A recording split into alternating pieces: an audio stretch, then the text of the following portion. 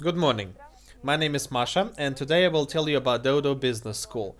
And what is that exactly? It's an offline teaching platform of our managers' various soft skills. And why did we open Dodo Business School? In order to answer that question, I would like to introduce you to the Dodo University structure. It consists of two directions: compulsory education, where we teach our guys hard skills. So basically everything that you need to work in pizza shops, or maybe some specific moments that are required from managers of Dodo pizza shops. And the second direction is Dodo Business School, where we teach people soft skills. And why is that important, and why did we open it? Currently, managers are one of the main focuses of Dodo University because they are the main guys in pizza shops, and those are the people that the result of our pizza shops depend on. So we realized that teaching only hard skills to people is not enough. We need to teach them more. We need to give them more modern management models. We need to teach them how to talk to people. And all of that, of course, includes soft skills. So, what our programs are based on. When we set this goal for ourselves to open this Dodo Business School for ourselves, we decided what sort of soft skills do we need to teach our guys. And in order to answer that question, we started to look into their competencies. So by answering the questions of what competencies should perfect manager of Dodo brands should possess. And our competence model consists of 11 pods, 11 competencies, 4 basic competencies and 7 core competencies. So what are the example of competencies? It's, for example, focusing on results, stress resistance, communication skills. So those flexible soft skills that we wanted to teach people. And this competence model was required to select different subjects of our education to answer the question what we should teach these guys, and also it should help us to split and divide our managers, because of course we have different professional levels among our managers. For example, only those that just started their career at Dodo, or veterans of the company that are cool, they know everything, but they also need to study something new. So that's why we split them into 3 groups: red zone, yellow zone, and green zone. So red zone are basic competencies. So those are for the guys that just started developing themselves. Yellow zone is this comprehensive level of competency. So this is the base required level from the manager. And green level is advanced level. So these are the experienced guys that know everything, they do everything, but they can become role model of perfect manager of Dodo brands. But we also need to teach them. So how this does this education happen when the guys enter our school? First of all, of course, we do online assessment, and here we need to use our competency model that I've just mentioned to you before. We run this assessment of their competencies online, and we decide what zone he's attributed to: red zone, yellow zone, or green zone. After we understand what sort of level of development of competencies our future student already is placed at, we recommend a certain program for him. We have 3 different programs, more on that later. So basically basic, advanced, and master's programs.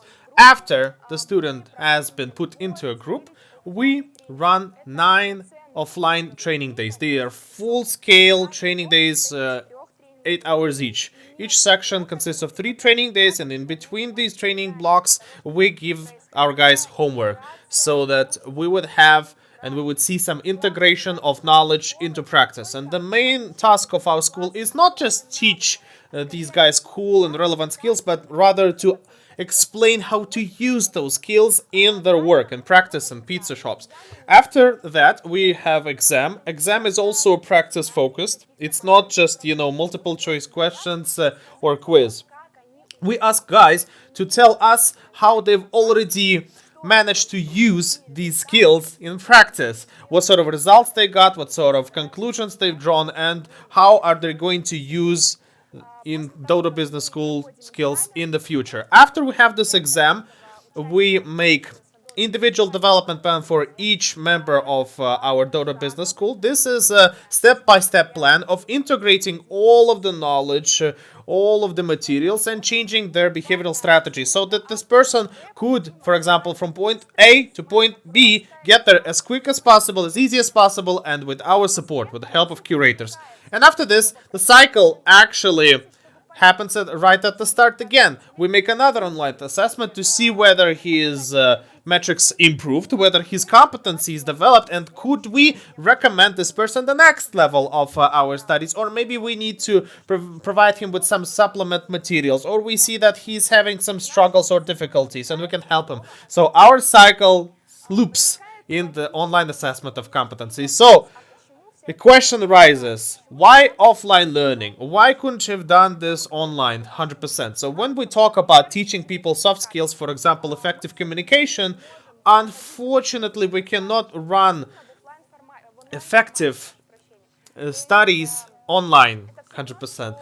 It's, for example, if you could have just learned how to swim just sitting at the shore. You could do this, but it takes long time, it's inefficient, and it's difficult. So when we talk about effective communication, we need to communicate. And when we talk about education, it's cool when you have a mentor by your side that could just tell you that you should do this instead of that, or maybe do that, or maybe rephrase it, or why is that not working here? All of that has to happen in the moment, because when person is learning something and he is establishing some patterns in his head, it's very difficult to change them in the future.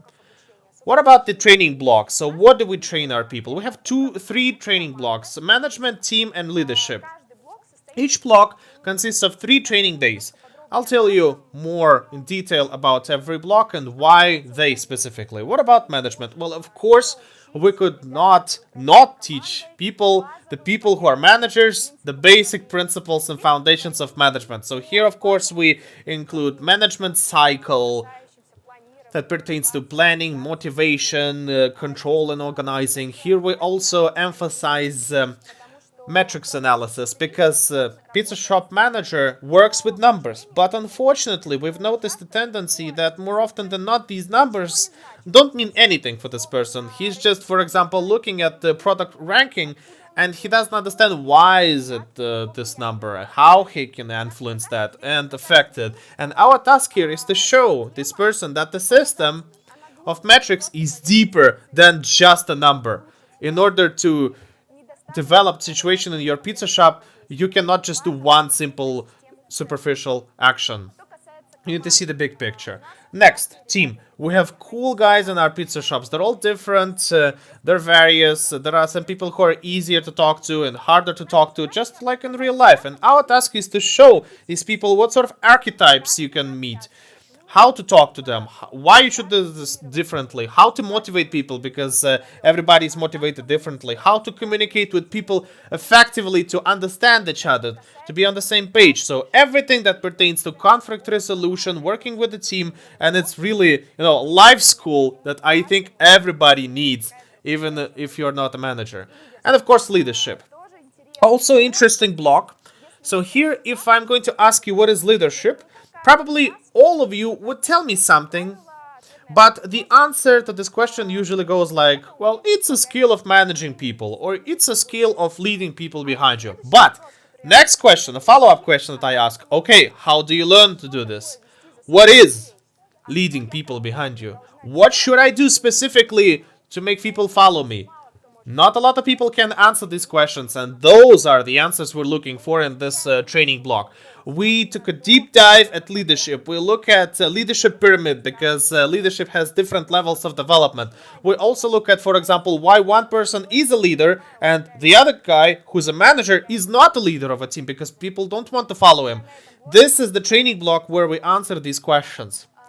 Currently, we're starting second group of our training. First 3 training groups have already been graduated this month, November, and in January 2022, we are starting our new training groups. Our team is expanding, it's big, it's cool, has cool mentors, and guys leaving positive feedback, and we see actual cases where guys are actually changing their work ethics and their work style. They're, I don't want to boast, but they're not the same. They're different. They're changing their behavior. They're showing us that their metrics are changing. They're showing us cool development of their competencies. And in new groups, we will give you even more information. We will develop our school, of course, and modernize it and bring it closer to practice of working with pizza shops. Okay, guys, we'll see you at Dodo Business School. See you there. Good morning, everyone. My name is Aleksandra Mironova. I'm international business developer, and today I will share with you IMF news and updates. IMF stands for International Master Franchise. We expand the Dodo brand on the foreign markets. As you can see on the chart in the right corner of the screen, we already have 37 stores open in 10 countries. By the end of 2021, we will have 4 more stores open.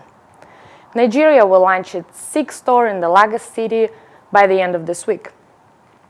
Poland will have a 2nd store in the beautiful Warsaw. And Vilnius in Lithuania will open the doors of the 5th store. As you may notice, I have only listed 3 of them. It's because the 4th of them is happened to be our brand new country, Tajikistan. Our first store in Dushanbe will have huge windows, will have 2 levels dining, and will be located in the most walkable pedestrian street in the center of the city. We faced some obstacles opening, launching the Dushanbe, the Tajikistan country, but later my colleague Sergey will probably share it with you after we launch it in the end of November or beginning of December. Let's have a quick quiz. One of our countries has the record sale in the first week of November. So what do you think were the reasons of the sale increase? A. National holidays. B. Promo codes mailing. C. Sandstorm. And D. COVID lockdown. I give you a second to think. Tick, tack, tick, tack. And the right answer is Sandstorm. On the 5th of November, Sandstorm hit the streets of Tashkent in Uzbekistan. The dusty haze, which is very unusual for Uzbekistan, blocked the visibility in the streets. That helped our customers order more for delivery. This unfortunate situation led our sales growth up to more than 80% like for like. So let me tell you about the role of our international partner.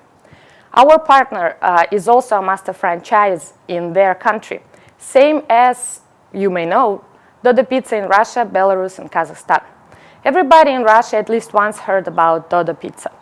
But our brand is only starting to emerge in foreign markets. Therefore, our international partner has to work harder to expand the recognition of the brand. On the one hand, our partners have more freedom and choices. On the other hand, freedom also brings more responsibilities. So what are they facing? First of all, they are going through adaptation and localization of our brand. They need to find local ingredients. They need to produce good quality dough. They need to localize the menu. They need to hire and educate the team. They need to learn our Dodo standards, learn how to use our informational system, Dodo IS, launch marketing, social networks, and basically establish the brand presence. So how to make it right? Here where the business development breaks in. Business developer now is the bridge between headquarters and partners in IMF. So how to make that communication more efficient? We implemented a single window rule in our department. What does that mean? Before, we used to have that communication. Partners used to go directly to IMF team leads and experts. Their inquiries were about technical support, marketing, product, operation, etc. That amount of requests did slow down our team and did slow down the implementation of the strategical global projects and tasks. So we had to change it. Now, we have everything different. Now, business developer is a single point of contact with IMF team and headquarters. That means that now business developer is not only a quicker responder to a partner's request, but also has to have a knowledge on the issue that help us develop expertise, grow competence, and dive into country specifics. So business development goal is to help our partners make their business more efficient. So how do we do it? I present to you the great news. Now we have a developer in Europe. Farouk recently moved to Poland, already visited stores in Poland, visited Slovenia, and currently is in Germany visiting our partner in Munich. We share our expertise and experience in different fields with our partners. We had an inventory marathon for our partners' teams, both in Russian and English language, to help them understand stock management better.